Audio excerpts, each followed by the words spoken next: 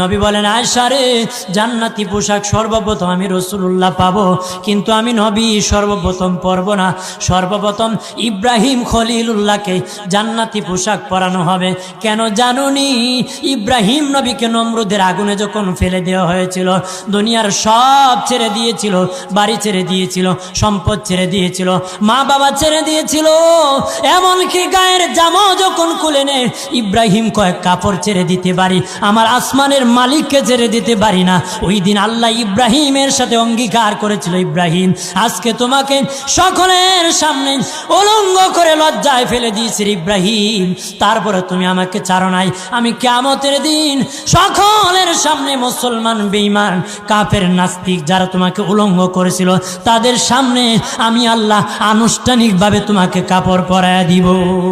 ইয়া রাসূলুল্লাহ, জান্নাতি পোশাক কে সর্বপ্রথম পাবে, কে পরবে?